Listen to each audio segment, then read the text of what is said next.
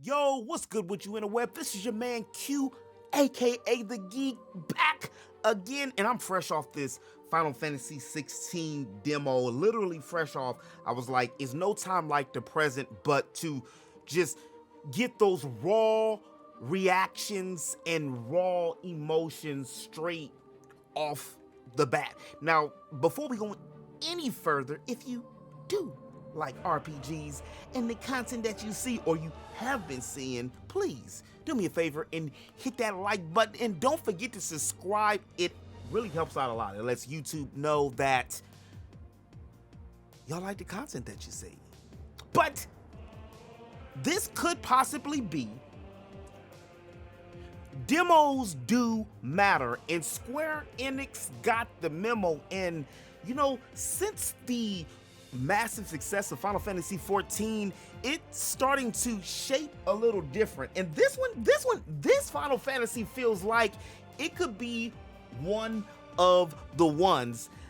And you know, we're never gonna go back to that old school 80s, 90s Final Fantasy, but this right here might be the complete package of Final Fantasies now. Romance, seemingly, check. Graphics, cutting edge, like pretty much all the Final Fantasies have done. Seemingly story, now I can't talk about too much more than I don't know about the story, and I don't want to get overly hyped about, you know, 2 hours of the gameplay, or the demo, which I said gameplay. We probably was 20 minutes of gameplay, and it was probably at least I'm like ooh ah bada bada bing bang. It was kind of like hour and 40 minutes of cutscenes, but really they weren't bad cutscenes, and they did some of these things that I've been talking about for forever when it comes to not just Final Fantasy games, but just role-playing games in general. And that's when you're doing a tutorial, don't make the tutorial just feel like a tutorial. Fit the tutorial somewhere inside of the gameplay, a la Final Fantasy 16, which is now a perfect example of that. Put the tutorial in where you're actually learning or needing to be taught something. Street Fighter 6 World Tour, it did the same thing, and you know, that's not a full role-playing game, but it did borrow a lot of heavy role-playing game mechanics. And now we got to see what Tekken do, and now we're gonna have to see what Soul Calibur 7 do whenever that come out, because you can't go back when the rest of the games is out here with them RPG elements. As a person who complains a lot about the redundancy and the overuse of the medieval trope, especially in role-playing games, because it's like a certain palette and it's a certain style of things that they don't really go out of the box with, I have to admit I am a huge fan of Game of Thrones, which is one of the reasons that I really was in love with triangle strategy when it came to the houses and the strategy, and you know, the Lady of Fire and the X and the Y and the Z all coming together at one time to formulate a huge story. And just in the 2 hours of gameplay that we seen, well, an hour and 40 minutes you know, of cutscenes in like 20 minutes of gameplay with no saves, you know, we were able to paint a world. One of the first things, for those of y'all who've been playing Final Fantasies for forever and a day like myself, you'll notice that it on the PS5 has taken a jump that we haven't seen since probably from the Super Nintendo We're Not Cussing to Barrett, every word out of his mouth between him and Sid was just an encyclopedia of F-bombs. We also see some, can I say this word? Well, at least some seamlessly dry humping. I mean, we ain't seen that on no Final Fantasy since never. Unless, you know, you probably talking about some 14. It go down and the DMs, it go down. Shh. The game is a mature rated game. And Square Enix sampled the Final Fantasy brand out in a mature rated game with Stranger of Paradise, which was blood all the time, but they did this pink comic, dark side, Marvel Comics type blood where it really didn't look like blood, but it looked like blood. On Final Fantasy 16 here, they bleeding. There's cut throats, there's stabbed bodies, there's smashed heads, there's gore, there's blood, and you know, it is put the kids to sleep and, you know, put the Final Fantasy 16 in type of game. And I really like this new type of narrative because it's really no borders when it comes to storytelling, because a lot of times you don't get a chance to see some of the raw human elements of a story when you are forced to keep it PG or PG-13. Now, Final Fantasy has been around long enough where, you know, it can pull this off, I feel, and at least with some of the mechanics and the way the demo has been playing out, I can see this is the way of the future from now on. And, you know, shout out to the man Yoshi P just being involved, because, you know, that breathed life. I wonder if they do that on purpose. Phoenix back into Final Fantasy, and I think that this has the possibility to be one of the best-selling Final Fantasies in a long time. And I mean, not counting 7, because you know that ain't fair. Come on. 7 got like 1,000,003 different adaptations.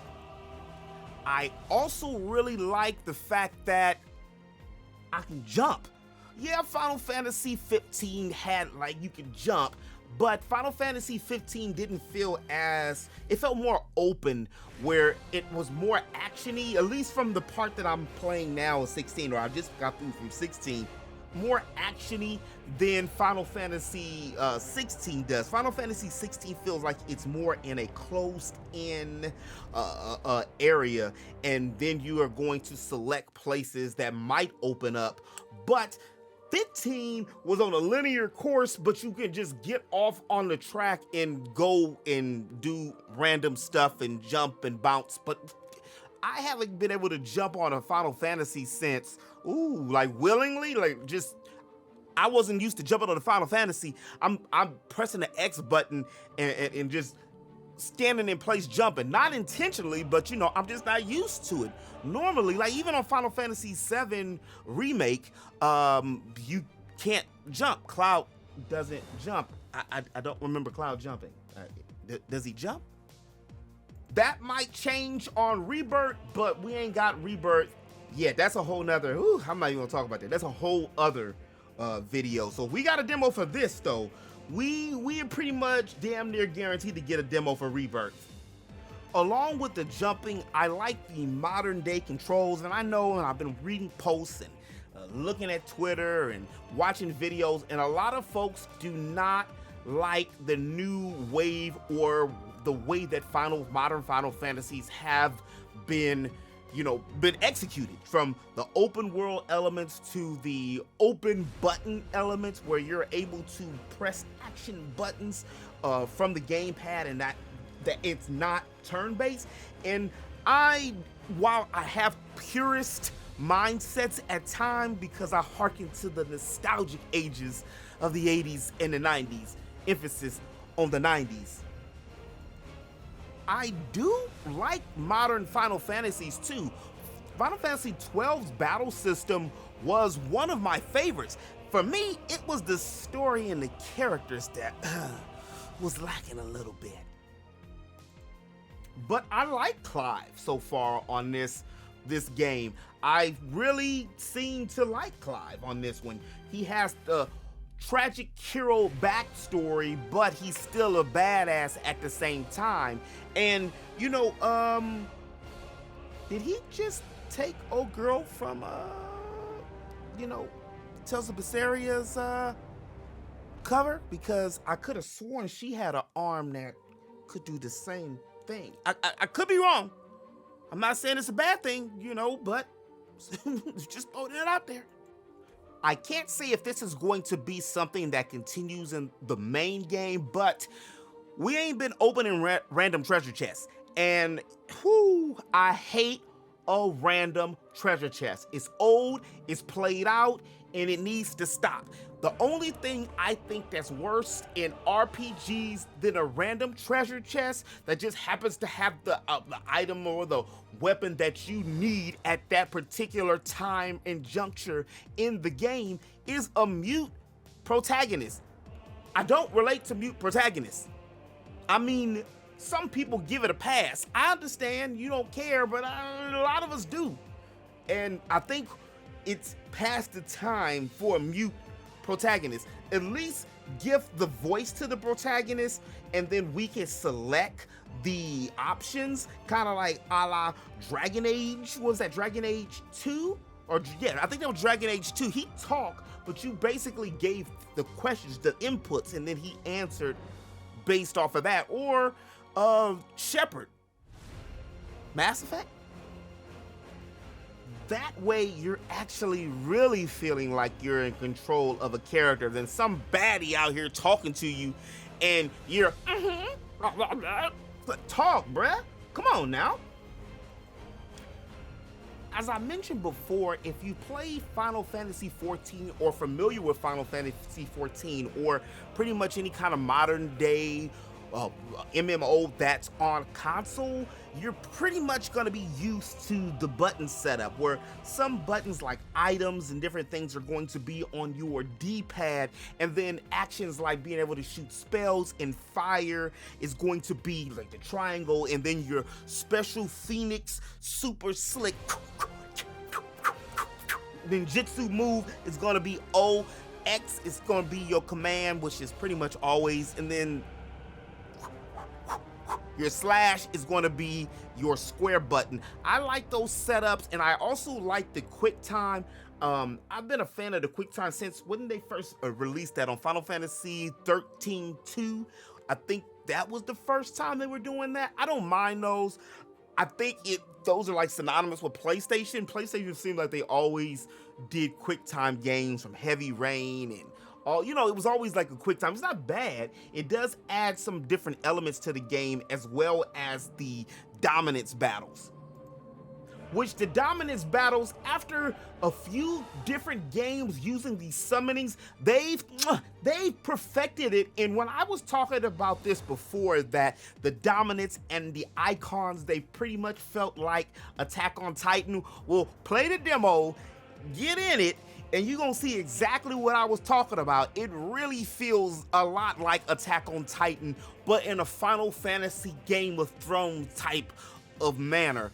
The prologue is a prologue, kind of like the backstory, where I meant the demo is a prologue, which is basically like the backstory. I'm not spoiling nothing for y'all. Play the demo. It's 2 hours. It ain't too much. I can spoil what you probably already have seen, but you do want to get your hands on it just to get a feel of it. And what the cool thing is, like some demos do too, you're able to transfer over your save data over into when you get the real base game. I'm excited about it. It's definitely going to be a day one for me. Like I said again, they got Clive and Jill. This looks like it's gonna be a little love story. They got some kind of tragic backstory past when it comes down to the brothers. You know, the gameplay seems really good and it's broke up in different elements of gameplay between RPG elements, which I'm pretty sure they're gonna have some kind of puzzles or something. Almost all Final Fantasies have a puzzle, at least some kind of puzzle. I'm interested to see if they're gonna have any kind of mini game or anything, but I'm hyped about it. I'm excited because this, like, I like Final Fantasy 15, but this one seems more Final Fantasy than 15 did. And 15 wasn't a bad game. It's just, I love a good game that gives me at least 7 characters to play it from. Like, I love Tales of Arise, and it's one of my top 3 Tales games. It probably could be number 1, if not for the back end that was kind of like, didn't make sense, Deus Ex Machina. But I felt that it needed maybe 1 or 2 more characters to fully flesh out the story a little bit more, because when you have different characters, it's just like having different people in your life. You're able to experience the world through their stories and experiences, and then the common collective goal is to, you know, complete the main story together. So you have those different takes from it. But I'm not gonna stay too long because I can get on here and just go on and on and on about the Final Fantasies and how the story seems like it's gonna be. And if you played a lot of these games and stuff, you can see some of the elements and things what they're doing, which I do like to take what a lot of stories have been doing lately. Final Fantasy X did this too. They're throwing forms of the main story at you, like spoilery stuff first, so you can kind of guess it, and then when you think that you know, you really don't know. What was the E True Hollywood Stories? When you think you know, you don't know the full story. But interweb, that's all I have for you today. If you did like this video, do me a favor and hit that like button. And if you're new to the channel and you want to stay up to date with all things Final Fantasy and pretty much all things RPGs, make sure to hit that subscribe button. I make geekly content here on the channel all the time. And as always, in the web, remember to eat, sleep, geek, repeat. I'll holler at y'all later. Peace!